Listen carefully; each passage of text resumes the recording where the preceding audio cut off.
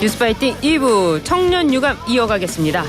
한동훈 국민의힘 대표가 주장한 제3자 추천 최상병 특검법을 놓고 야권에서는 압박 수위를 높이고 있습니다만 국민의힘 내에서는 반대의 목소리, 한 대표는 선택을 앞두고 고민이 깊어지는 모양입니다. 이와 관련해 천하람 개혁신당 원내대표 연결해서 이야기 나눠보도록 하겠습니다. 안녕하세요. 네, 안녕하세요. 개혁신당 천하람입니다. 네, 목소리가 좋습니다. 네, 목소리가 좋아야죠. 네. 열심히 하고 있습니다. 그래요. 오늘 전라도 광주에서 개혁신당 최고위가 열린다고 들었는데요. 네. 지금 광주에 계시는 건가요? 아니요, 이제 지금 강주 내려가려고 기차역에서 기차를 기다리고 있습니다.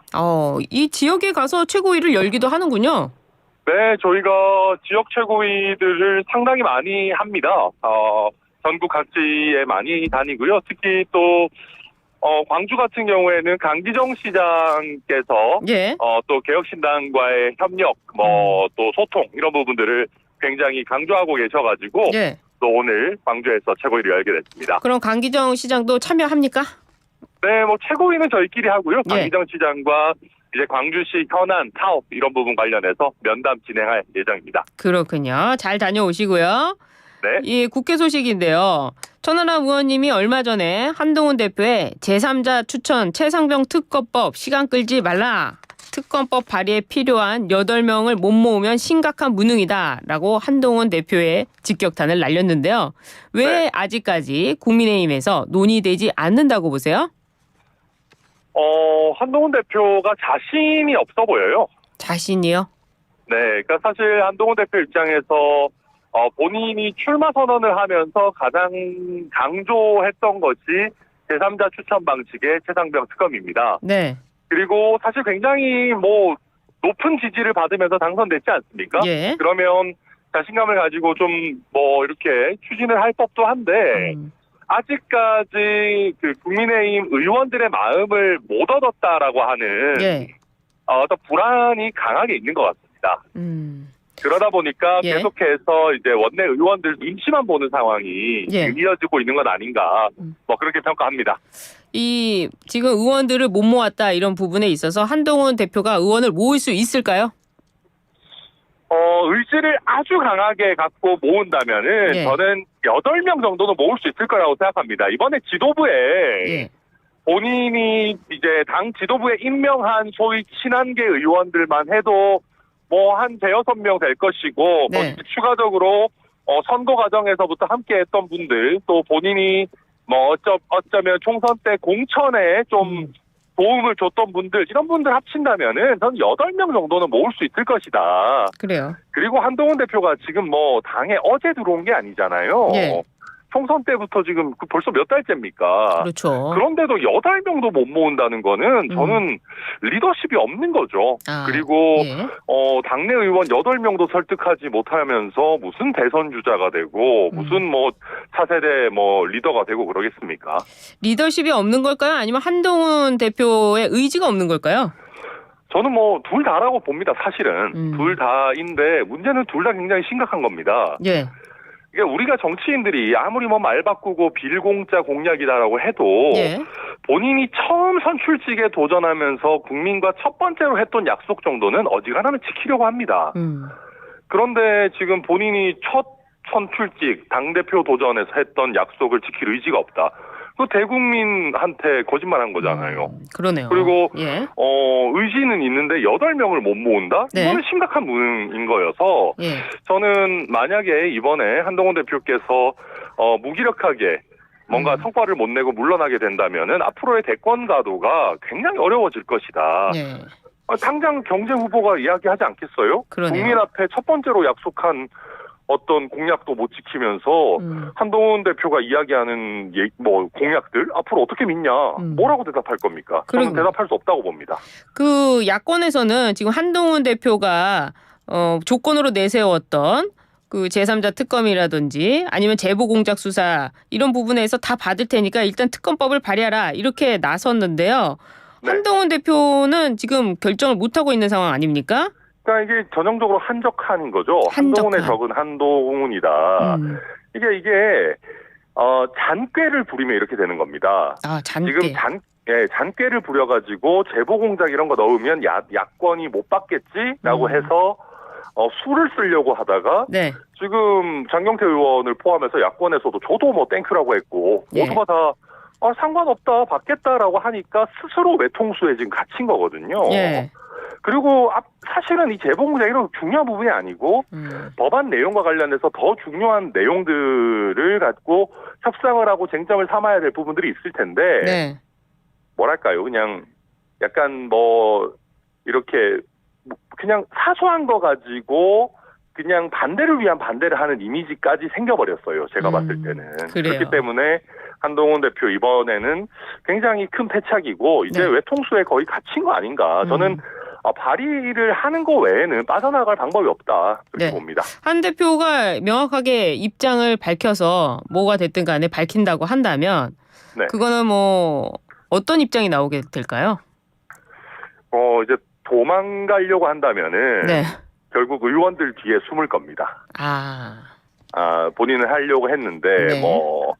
국민의힘 의원들의 총의가 모이지 않는다라는 네. 식으로 도망가려고 할 텐데 그런데 문제는 이것도 약속 위반이거든요. 예. 그러니까 본인이 출마할 때 했던 약속이 발의하겠다는 거였어요. 그렇죠. 이것을 국민의힘 당론 법안으로 하겠다거나 국민의힘 의원 전원의 동의를 얻겠다는 게 아니었습니다. 네. 그랬으면 그건 비현실적인 얘기한다고 우리가 비웃었겠죠. 예.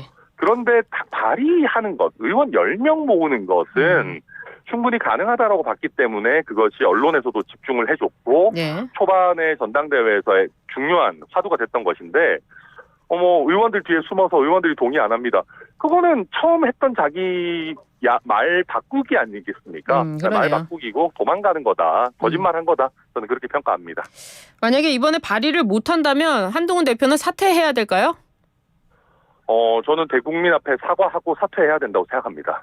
이 법안을 통과시키지 못했기 때문에? 그럼요. 국민과의 첫 번째 약속인데 이번에 국민의힘 전당대회에서는 당원들의 투표도 있었지만 네. 대국민 여론조사도 있었지 않습니까? 그렇죠. 완전히 거짓말을 하고 본인이 뭔가 중도적인 개혁적인 이미지만 챙기고 약속은 내팽개친 건 아니겠습니까? 이런 상황에서 어떻게 여당을 이끌 자격이 있다라고 할 수 있는지 저로서는 도저히 이해가 되지 않습니다. 알겠습니다. 한동훈 대표와 이재명 대표가 회담을 한다고 하는데 이 회담 의제를 둘러싸고 주도권 싸움이 예상됩니다. 국민의힘이 양자회담 생중계하자 이런 제안을 했는데요. 민주당은 무슨 생중계냐 이렇게 또 나오는 것 같아요. 이 문제 어떻게 보고 계세요? 사실 생중계할 수도 있죠. 네. 생중계할 수 있는데 만약에 정말 생중계를 할 거라면은 네. 어떤 의제 조율 이런 거 미리 하지 말고 다 터놓고 국민 앞에서 그냥 시원하게 논쟁을 하시든 토론을 하시든 하시는 게 맞지 않나 싶습니다. 그러니까 앞에서는 나는 숨길 거 없다. 대국민 생중계하자라고 하면서 네. 또 비서실장들 간의 소통에서는 의제를 제한하자. 민생 의제 위주로 하자. 이런 식으로 얘기하고 있는 거 아니겠습니까? 예. 그럼 좀 앞뒤가 안 맞는 거죠. 왜 본인한테 유리한 얘기만 국민 앞에서 생중계를 해야 됩니까?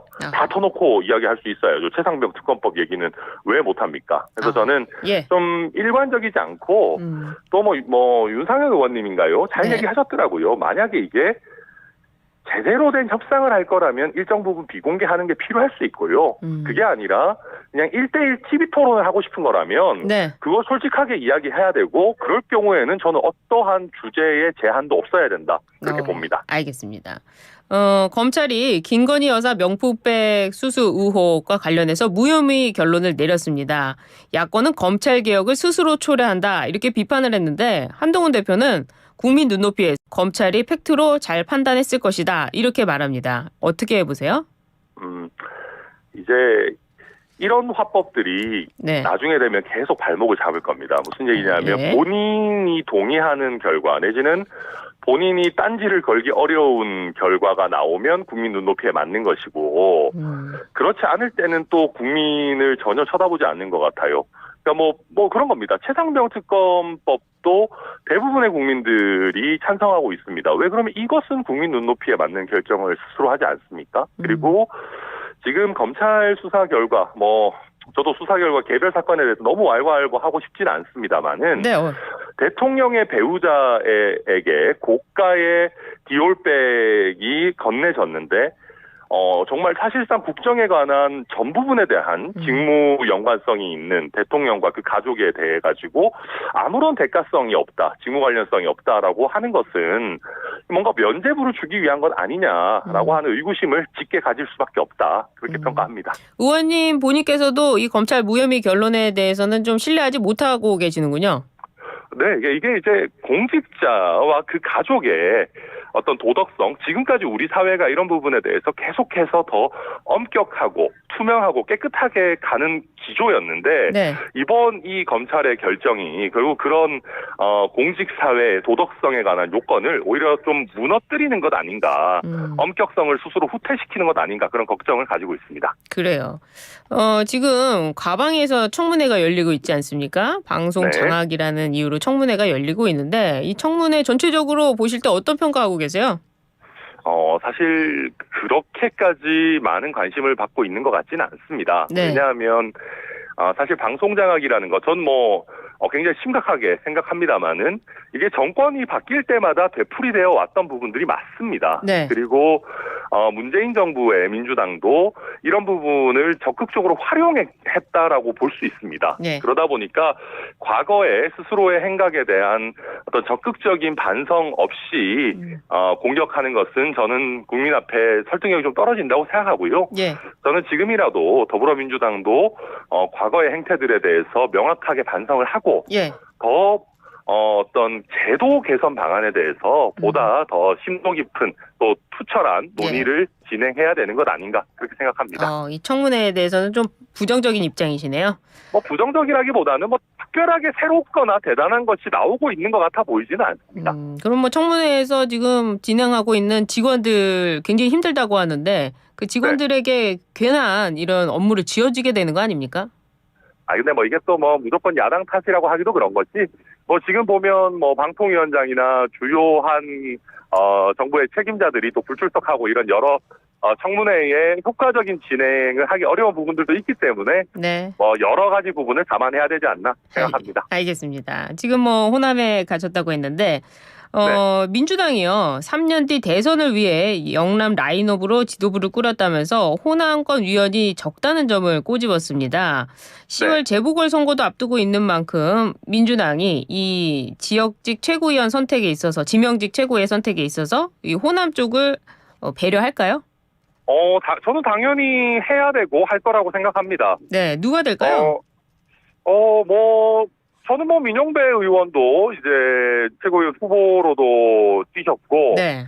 또 사실 호남 쪽에 민주당에 여러 자원들이 있기 때문에 선택하는 것이야 풀은 굉장히 넓다라고 보고요. 네. 그러니까 이제 지금 저희 개혁신당의 이준섭 의원께서는 영남 출신이 많다라는 부분에 이제 지적을 했죠. 포커스를 두셨죠. 근데 이제 맞는 말씀입니다. 그리고 그게 이제 영남에 대한 민주당의 이해를 높이는데 분명히 도움이 되겠죠. 그런데 그것뿐만 아니라 사실 이번에 최고위원분들, 특히 이재명 대표도 보면 출신은 영남이지만 주로 수도권에서 정치를 해오신 분들이 많습니다. 예.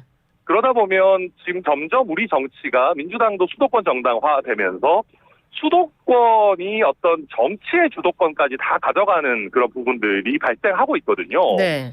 그렇기 때문에 저는 이번에 지명직 최고의 선정에 있어가지고는 지역 균형, 그리고 또 특히나 민주당의 입장이라면 호남에 대한 어떤 충분한 어떤 고려를 해야 되지 않을까, 그렇게 생각하고 있습니다. 그래요. 오늘 광주 가신 이유가 혹시나 이 호남이 갈수록 좀 무주공산이 될 가능성이 높아지는데 여기에 개혁신당이 호남에 먼저 선점하는 이런 전략이나 정책 갖고 가시는 거 아닙니까? 저희가 당연히 호남에서 더 사랑을 받고 싶다라는 생각 숨길 이유는 없고요. 네. 그리고 이번에 민주당의 최고위원 결과 호남이 배제됐다라는 게 있기 때문에 그 부분도 당연히 저희 염두에 두고는 있습니다. 다만 오늘 저희가 한 번 간다고 호남의 사랑을 얻을 수 있는 것은 아니고 꾸준히 노력할 그런 생각입니다. 호남도 차지하겠다 이런 뜻으로 들리네요. 열심히 하겠습니다. 네. 이재명 대표 대권가도의 최대 아킬레스건이죠. 바로 사법 판결인데요. 앞으로 가장 큰 변수가 될 걸로 꼽히는데 이 9월 혹은 10월에 예상되는 판결, 이걸 무난히 넘길 수 있을까요? 판결 결과야 제가 어떻게 예측할 수 있겠습니까만은, 만약에 유죄 판결이 나오게 된다면 민주당 지지층 그리고 특히 그중에서도 강성이라고 하는 개딸이라고 하는 분들은 더 강하게 이재명 대표를 지키려고 할 겁니다. 네.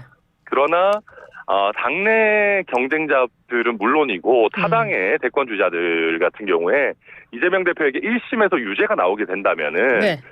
결국 본인의 수감 내지는 형사처벌을 피하기 위해서 대선에 출마하는 것 아니냐. 대통령이 돼서 형사 책임을 당분간 피해갈 임기 중에 피해가려는 명목으로 계속해서 대권 출마를 노리는 것 아니냐라는 비판을 더 맹렬하게 할 수 있게 됩니다. 그래서 그런 어떤 사법 리스크가 결국은 리더십 리스크, 정치 리스크로 변화되는 과정에서 이재명 대표가 과연 어떻게 잘 대처할 수 있을지 저는 그 파고를 넘기는 것은 매우 어려울 것이다. 그렇게 전망합니다. 굉장히 어려울 것이다.